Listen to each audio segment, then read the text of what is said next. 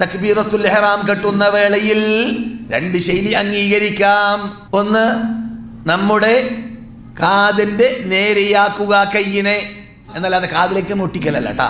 കാതിൻ്റെ നേര മുഹാദാത്ത് എന്നാണ് ഹദീസിലുള്ളത്. മുഹാദാത്ത് എന്ന് പറഞ്ഞാൽ നേരെയാവുക എന്നാണ്. അഥവാ കാതിനോട് നേരിടുന്ന രൂപം, അല്ലെങ്കിലോ തോളിനോട് നേരിടുന്ന രൂപം.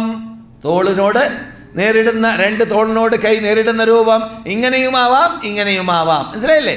അതേ സമയത്ത് കൈ വിടർത്തരുത്, കൈ പൂട്ടുക.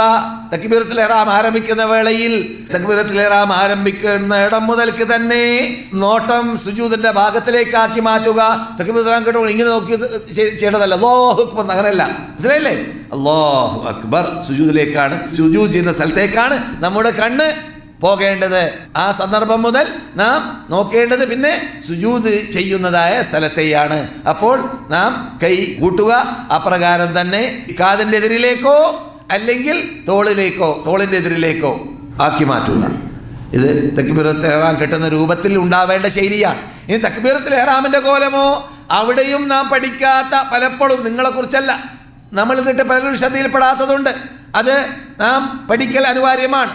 ഒന്നിരിക്കലോ തക്ബീറത്തുൽ ഇഹ്റാം ചൊല്ലിയ ശേഷം കൈ കെട്ടുക, അല്ലെങ്കിൽ കൈ കെട്ടിയ ശേഷം തക്ബീറത്തുൽ ഇഹ്റാം ചൊല്ലുക, അല്ലെങ്കിൽ തക്ബീറോട് കൂടി കൈ കെട്ടുക എന്ന് പറഞ്ഞാൽ അല്ലാഹു അക്ബർ.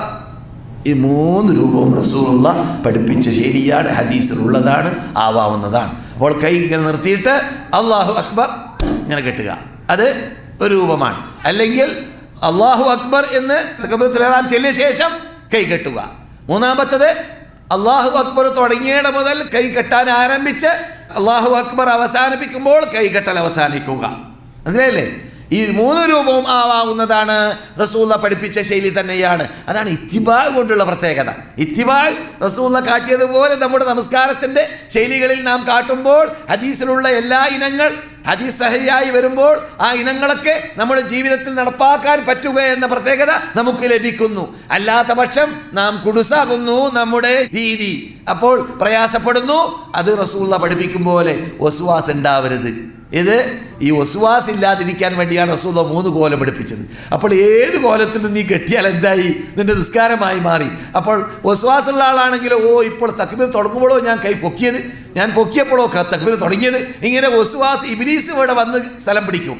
ഇബ്ലീസ് നമ്മിൽ കയറിക്കൂടി നമ്മുടെ നിസ്കാരത്തെ ഫസാദാക്കാതിരിക്കാൻ വേണ്ടിയാണ് 3 ശൈലിയും റസൂലുള്ളാഹി കാണിച്ചു തരുന്നത് എന്ന് നമുക്ക് മനസ്സിലാക്കാം.